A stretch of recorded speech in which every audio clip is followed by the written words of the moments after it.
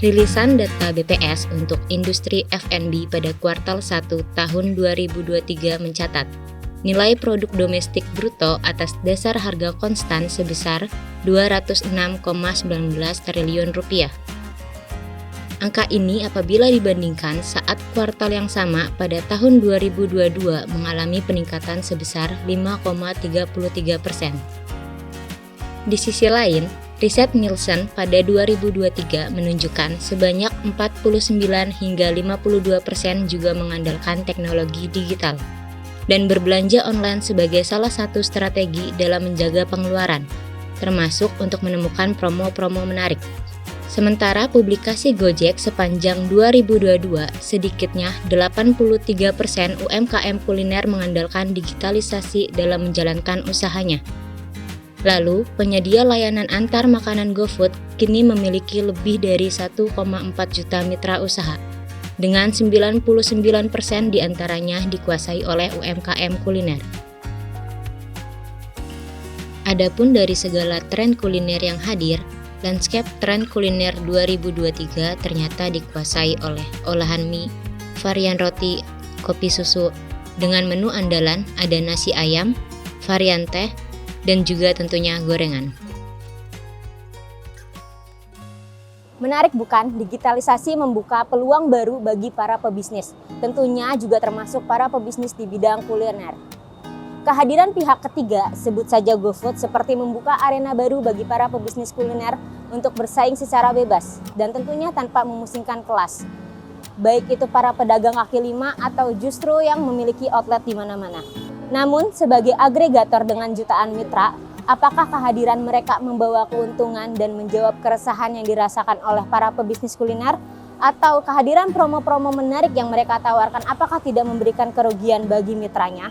Temukan jawabannya hanya di Wellbeing edisi sisi lain Pasar Digital GoFood.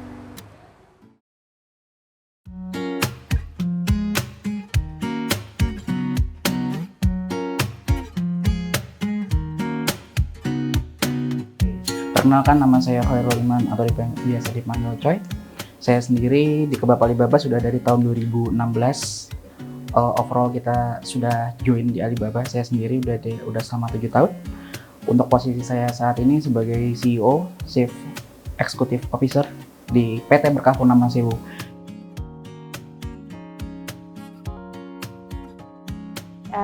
Perkenalkan, nama saya Ulfah Nurul Istiqomah. Saya sebagai anak dari ibu bapak saya yang jualan bakso Istiqomah. Pertama, saya kasih tahu dulu kalau bakso Istiqomah itu dia udah ada sejak ibu bapak saya menikah, lebih tepatnya tahun 1989. Jadi pas ayah saya masih bujang, dia buka usaha sampai saat ini. Jadi kenapa masih percaya diri? Karena dari citra rasanya juga dia masih punya citra rasa yang sama. Terus langganannya juga udah banyak banget. Kalau dari Kebab Alibaba sendiri, alhamdulillah kita sudah berdiri dari tahun 2006 Mbak sebenarnya. Jadi dari tahun 2006 itu kita kurang lebih sekarang udah sekitar 17 tahunan.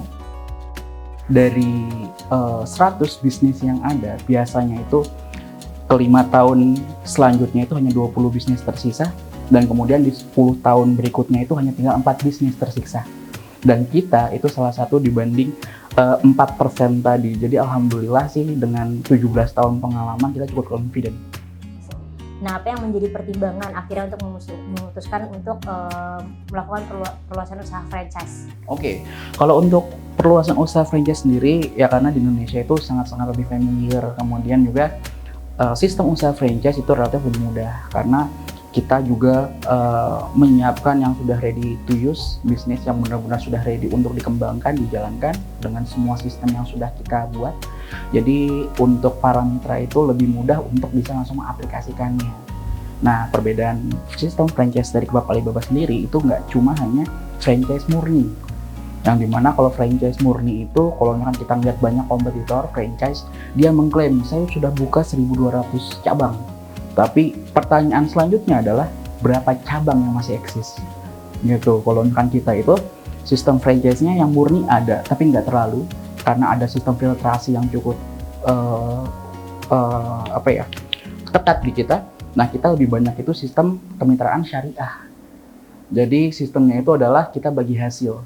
Untung kita bagi bareng-bareng, rugi kita kumpukin dulu.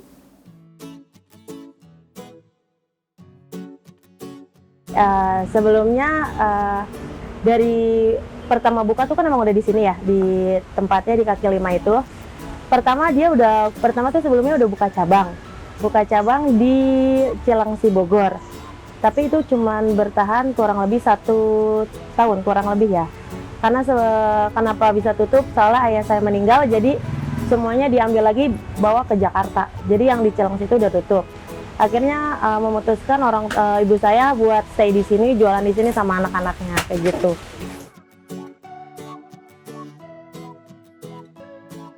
Standarisasi itu sangat penting, Mbak. Karena banyak bisnis yang kita itu tanpa yang targetnya mungkin secara kasar adalah gue pengen buka sebanyak-banyaknya. Tapi kita nggak ada yang tahu kelangsungan bisnisnya mereka seperti apa. Dan kita tadi alhamdulillah kita sudah ada 17 tahun tentang penjualan itu ada yang namanya 5 ways-nya Bread Sugar. Salah satunya itu gimana kita nyari lead, gimana kita mengkonversi lead tersebut jadi customer. Kita identifikasi di situ semua, Mbak. Nah, keuntungannya kita seperti itu buat apa? Buat ada engagement sama customer. Jadi nggak cuma produk, tapi juga ada emosi yang terbangun.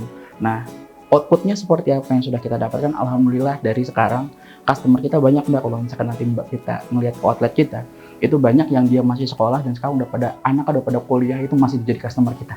Yes, karena kita mungkin ada satu kelebihan lain. Kita memang DNA-nya adalah gerobakan. Tapi kita bisa mengklaim, saya berani mengklaim gitu, gerobakan yang mungkin berbeda dari yang lain.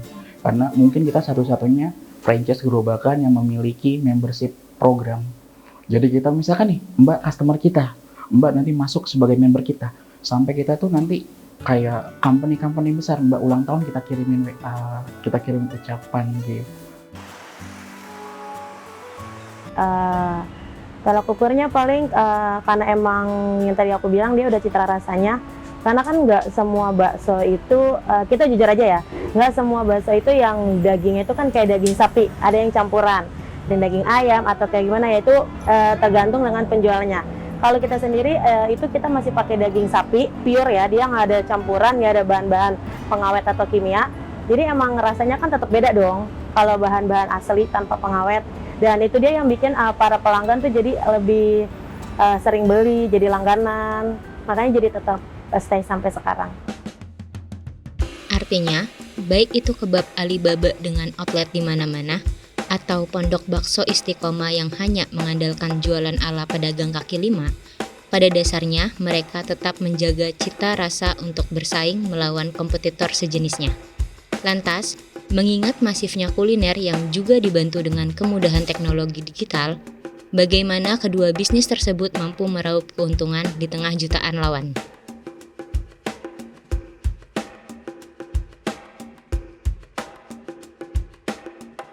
Karena semakin kesini zaman makin canggih, kalau kita nggak ngikutin zaman juga nggak bisa juga sih ya. Jadi mau nggak mau kita harus ngikutin zaman. Jadi aku daftar di GoFood, penjualannya emang meningkat sih. Apalagi kan online ya, dimana sekarang orang pada malas beli langsung gitu. Kayak beli online aja. Akhirnya kayak emang buat kaum malas tuh kayak misalkan orang yang lagi staycation di hotel. Karena kan di sini pun dekat hotel ya. Jadi orang di hotel pada beli bakso lewat GoFood. Terus yang rumahnya terjangkau, atau mungkin yang malas jalan langsung ke sini jadi pada belinya lewat GoFood. Ekosistem di area digital tuh, ini banget, Mbak ya. Ngeri sekarang ya bahasanya mungkin. Yang dimana kita bisa ngerasain banyak sekali promo-promo yang gila-gilaan. Kita beli langsung sama kita beli di online tuh bisa lebih murah di online. Dan itu benar-benar ngerubah banget habitnya, Mbak. Jadi pernah kita di tahun 2019, itu tadinya kita emang DNA-nya adalah gerobakan yang orang datang ke gerobak ke outlet kita, langsung berubah. Yang tadinya 100% dari offline aja gitu kan, langsung berubah jadi 50% gitu. Jadi 50% orang yang beli secara langsung dan 50% orang yang lewat agregator tersebut. Jadi benar-benar dengan adanya agregator tersebut merubah habit. Nah, kemudian meningkat lagi persentasenya ketika apa? Ketika lockdown COVID. Ya kan, orang-orang pada nggak boleh keluar. Jadi benar-benar adanya pihak ketiga agregator GoFood, khususnya misalkan Di situ benar-benar nge-support gimana orang cepet bisa tetap interaksi, ada transaksi sama kita. Nah, yang terakhir sekarang udah mulai agak low lagi karena udah alhamdulillah kita sudah terhindar dari COVID, kemudian juga yang di offline juga sudah mulai kembali lagi, lebih sehat lagi. Even di pihak ketiga tadi mungkin sudah menurunkan kapasitasnya gitu kan. Dan sekarang sudah mulai switching kembali ke offline-nya. Jadinya alhamdulillah udah kembali lagi, dan kembali lagi ke pertanyaan tadi, sangat mempengaruhi sekali, apalagi sekarang market besar kita salah satunya itu Gen Y sama Gen Z, Mbak. Jadi kalau misalkan dua-duanya itu yang benar-benar melek sama informasi, ya simple, kita misalkan nyari, gue main jajan, saya nggak akan ngelihat langsung outlet apa, tapi saya akan lihat yang mana lagi ada promo. Ya kan, udah langsung aja masuk ke situ. Wah, jadi kalau misalkan ditanya seperti algoritma TikTok atau YouTube lah yang kita nggak bisa inilah, tapi benar-benar sangat-sangat mempengaruhi menurut saya. Kalau standar market sendiri, kita sebenarnya masuk ke grade kelas C, Mbak.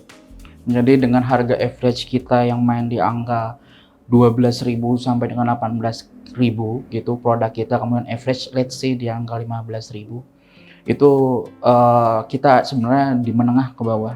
Tapi ya balik lagi tadi dengan adanya agregator tadi, kemudian juga dibantu dengan algoritma yang ada di media sosial, entah di TikTok, Instagram, YouTube, itu benar-benar kita udah nggak bisa lagi predictable gitu kan. Misalkan saya mengklaim bahwa market kita adalah Gen Z, kemudian yang beli cuma Gen Z doang, big no gitu kan. Jadi benar-benar mungkin kalau misalkan kita mengarahkan gitu ya untuk majority-nya sesuai dengan logiknya kita, dengan data kita yang kita lihat di lapangan itu benar-benar memang Gen Z, mungkin itu sudah mewakili. Tapi kalau misalkan kita ngomong overall itu adalah Gen Z semua, itu nonsense. Jadi benar-benar dengan adanya agregator ya sangat-sangat ngebantu coverage sales kita jadi lebih besar. Ya asumsinya misalkan coverage sekarang yang diakomodir sama agregator 5-10 km. Ya asumsi besar kita berarti yang tadinya mungkin kita yang datang ke outlet itu hanya 500 meter, 2 km, kita bisa memperpanjang jadi 5-10 km. Asumsi yang bisa kita grab dengan adanya agregator tadi. Karena kita ada dengan adanya agregator, itu ada salah satu outlet kita yang persentasenya itu 70% dari agregator, 30% dari offline. Sampai sesignifikan itu.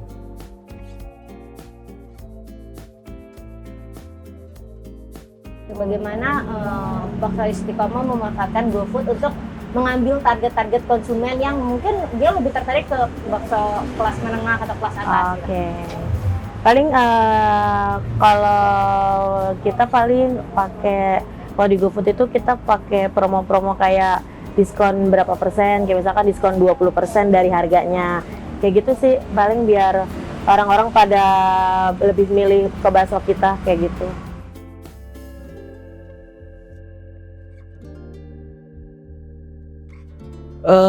Sangat-sangat bisa ngebantu, Mbak. Kenapa bisa relate dengan pertumbuhan tenaga kerja? Karena balik lagi dengan mungkin kita lebih banyak omset, kemudian lebih banyak fee yang bisa kita dapatkan, keuntungan kita dapatkan.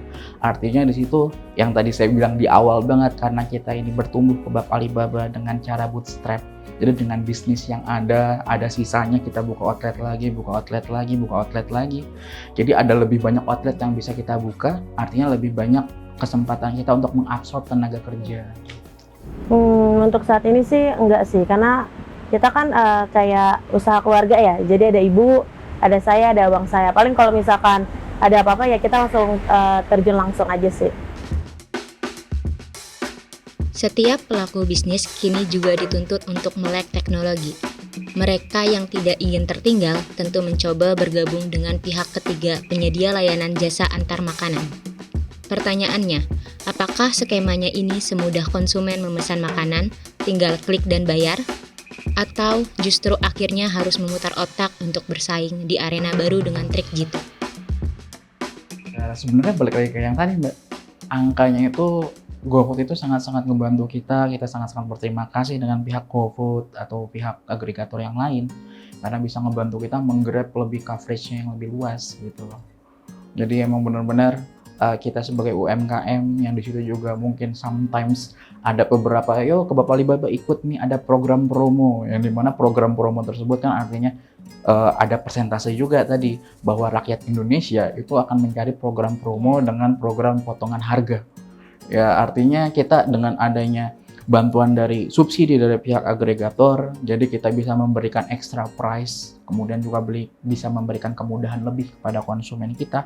Akhirnya mereka bisa jadi customer kita dan juga bisa ada transaksi kita, dan alhamdulillah bisa menambah pundi-pundi rupiah kita.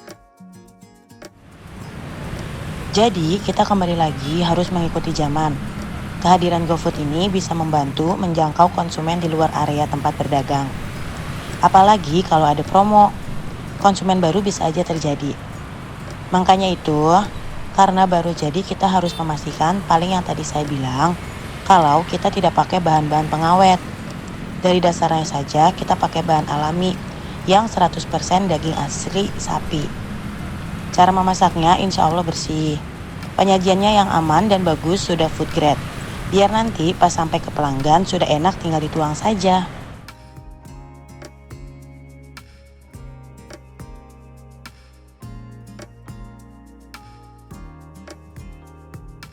Mereka tahunya harganya lebih murah dibandingkan kita datang ke store-nya. Itu kenapa memberikan promo? Kasih promo tuh buat sebenarnya strategi marketing dari kita aja itu. Untuk promo nggak sih, nggak bikin rugi. Big question-nya adalah agregator di situ juga memberikan angka yang cukup besar untuk kita bekerja sama dengan mereka, Mbak. Nah, balik lagi ke kita, karena kita selama beberapa tahun terakhir sudah bekerja sama dengan agregator, itu kita pernah sampai yang ruginya itu rugi banget. Jual itu emang jual rugi. Tapi kan yang namanya manusia, yang namanya organisasi, kita harus selalu belajar untuk lebih baik ke depannya. Lama-lama kita belajar gimana cara angkanya. Kemudian untuk yang sekarang alhamdulillah kita sudah relatif stabil. Jadi ketika ada potongan harga, itu pun potongan yang masih di dalam batas wajar kami sebagai perusahaan. Gitu. Jadi ketika nanti ada potongan harga itu pun kita masih ada perhitungannya. Ya alhamdulillah yang penting masih ada untung-untung dikit lah gitu lah, yang untuk dibagi untuk ke karyawan kita masih hajar terus. Karena kalau misalkan kita tetap aja Mbak, misalkan kita jual rugi terus gitu, ya mungkin masih ada marginnya Mbak, tapi margin itu kan yang sekarang gitu, yang menurut saya, kan saya juga alhamdulillah sudah ada PMBC juga, personal mentoring business coaching yang sudah certified BNSCP. Jadi untuk pedagang kaki lima sekarang itu mereka masih ngelihat, jadi kalau kita tanya untungnya berapa, mereka itu hanya membandingkan dengan harga modalnya saja. Jadi misalkan ada kebab, anggaplah let's say 10.000 dan saya modal kebabnya misalkan 5.000 rupiah. Saya bakal ngomong untung saya 5.000. Tapi yang nggak mereka perhitungkan, sewa lokasi mereka harus. Kemudian juga mungkin saya yang jaga kebabnya, tapi kan saya juga masih dihitung sebagai tenaga kerja. Kemudian juga yang namanya kita di kaki lima masih ada pungutan-pungutan RT, RW, Ormas gitu kan. Kemudian juga ada transportasi. Nah itu yang sekarang itu banyak tidak dilihat oleh pedagang-pedagang kaki lima menurut saya. Jadi di situ bisa jadi ini juga mereka. Jadi banyak tuh beberapa teman-teman saya yang ngeluh sama saya, Mas ini kok saya banyak yang beli tapi kagak ada untungnya ya, untungnya nggak kelihatan ya. Ya kemudian ketika kita breakdown ya tadi, banyak hal-hal yang mereka tidak perhitungkan.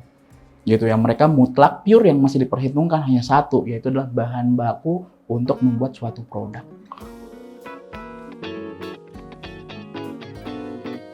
Ya, menurut kita, kalau kemarin saya sempat diskusi gitu dengan owner kita Pak Satrio, jadi ada similar antara makanan Timur Tengah dengan makanan lokal Indonesia, di mana keduanya sama-sama menyukai rempah, gitu kan. Kita negeri yang cukup berempah, kemudian kita kalau misalkan nyobain makanan-makanan Timur Tengah juga cukup berempah, cuma mungkin bedanya tidak setajam yang ada di Timur Tengah gitu. Jadinya kalau misalkan ditanya makanan Timur Tengah itu bisa jadi comfort food gak? Especially untuk kebab tersendiri, itu menurut saya sekarang udah jadi comfort food. Kenapa? Karena kebab itu masuk pertama kali ke Indonesia yang booming-boomingnya itu di 2000-an awal. Dan sekarang kalau misalkan kita ngeliat pasar kaki lima khususnya gitu, kita bisa ngelihat entah itu brand besar, entah itu brand kecil, banyak sekali yang main kebab gitu. Entah dia brand yang baru muncul atau brand existing gitu, banyak sekali. Karena apa? Karena untuk kebab yang sekarang sendiri itu relatif memang sudah di adjustment, udah di adjust, ada penyesuaian rasa ya Mbak ya. Ya simple aja kalau kita ngeliat yang real kebab itu adalah daging yang besar. Tapi kalau misalkan yang kebab lokal kaki lima sekarang itu lebih yang dia sudah ada olahannya, lebih kayak gitu. Nah untuk mayo seasoningnya pun kita lebih nggak seberani yang dari Timur Tengah. Timur Tengah itu kebanyakan misalkan mayonya khusus, misalkan dia itu lebih ke bawang putih yang benar-benar strong banget rasanya. Tapi kalau makan kita ya bener pure mayo yang mungkin lebih comfort ya untuk lidah kita gitu. Jadi sepertinya ya untuk sekarang alhamdulillah kalau dari sisi kami sendiri sebagai sebagai pelaksana atau sebagai pelaku usaha kebab itu kita sudah merasa kebab ini sudah jadi daily food lah buat teman-teman kita, customer kita. Kenapa bisa kita klaim kayak gitu? Karena sekarang Mbak, di average kita untuk yang loyal customer tadi, karena kita punya member jadi kita bisa mengidentifikasi, itu kita bisa repetition customer kita dalam 1 bulan itu 4-6 kali. Artinya dalam 1 minggu intervalnya bisa 1,2 atau 1,3 kali dia itu balik makan kebab. Dan itu kalau misalnya itu masih makanan yang asing, saya pikir agak cukup besar persentase tersebut untuk bisa dibilang makanan asing. Mungkin sejarahnya pertama tuh dulu ayah saya merantau. Nah ayah saya merantau punya saudara Pak D ya, Pak D atau Om kayaknya. Pak D itu dia jualan bakso udah lumayan lama. Terus kayak akhirnya belajar terus akhirnya bisa buka sendiri. Pertama yang tadinya dorongan akhirnya punya tempat jadi kaki lima. Kayak gitu sih, paling udah kaki lima akhirnya kayak wah bisa kita ambil usaha bakso ini, akhirnya dilanjutin terus sampai saat ini. Sampai walaupun ayah saya udah nggak ada, masih ada ibu saya yang ngerusin, ada abang saya dan ada saya juga.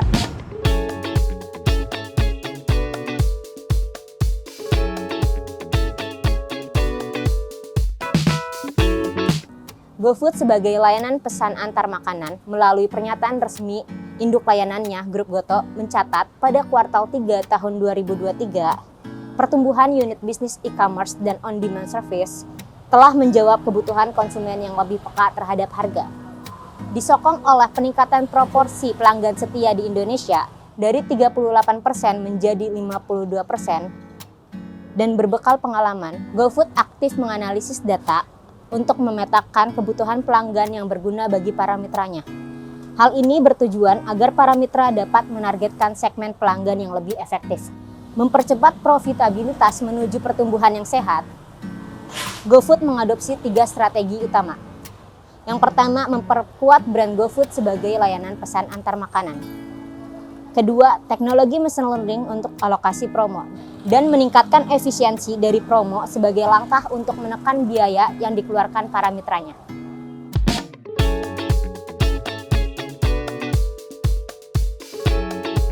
Untung atau rugi siapa yang bisa menjamin? Sekelas pelaku usaha dengan outlet di mana-mana juga belum tentu. Itulah mengapa sebelum memutuskan untuk bersaing di pasar digital perlu ada persiapan jitu. Sebagai pelaku usaha sangat penting untuk mengatur strategi demi mengoptimalkan kesempatan yang telah diberikan. Bersama saya Anis dan tim quotebaca.com, saksikan terus Wellbeing dengan episode menarik lainnya hanya di quotebaca.com.